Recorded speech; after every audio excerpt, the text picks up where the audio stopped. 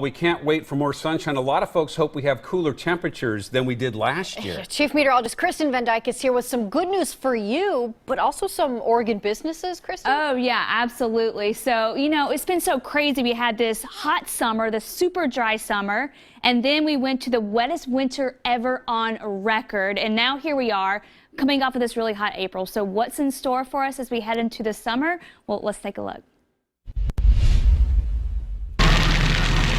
Who could forget last summer?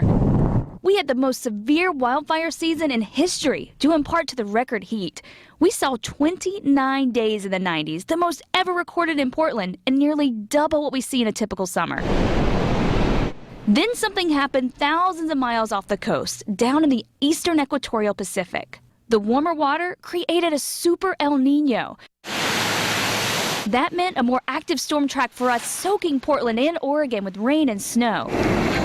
And snowpack this year is twice what it was last year.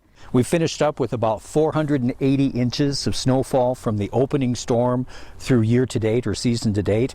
Our average is 430 inches, so Super El Nino delivered. That's not just incredible news for Dave Tragathon in Mount Hood Meadows, but for the entire state. Tragathon says Palmer Glacier, for example, is fully recharged. Those waters are feeding all the different tributaries downstream into the Willamette and Columbia rivers. It's more than just people coming up here during the winter and having fun on the snow.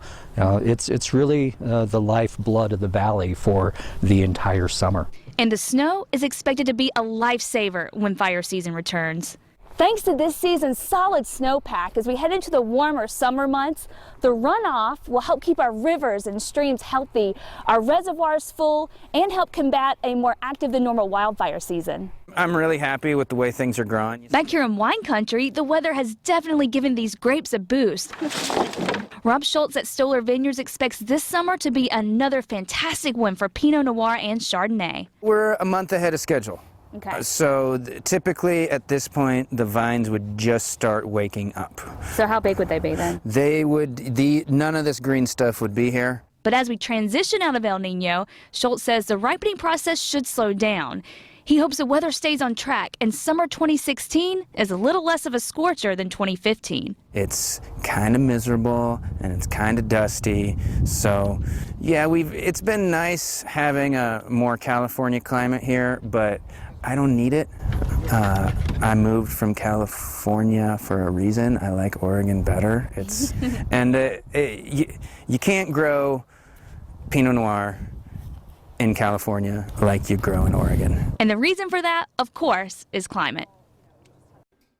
Yeah, and this summer, thankfully, looks like it's going to be a return to a more normal summer for us. So we got rid of that blob, we got rid of that hot water. So what's it looking like as we head into summer? Well, temperatures will likely be a little bit above average, but nothing like what we saw last year. And as far as the rain is concerned, it was super dry. I think we're going to have a more normal summer when it comes to the rain outlook, too, where we'll see probably about what we should for this time of the year. So the bottom line, we're going to be done with that intense heat from 2015, and we're looking forward to a more typical summer with a little more rain than what we saw last year, too. Now,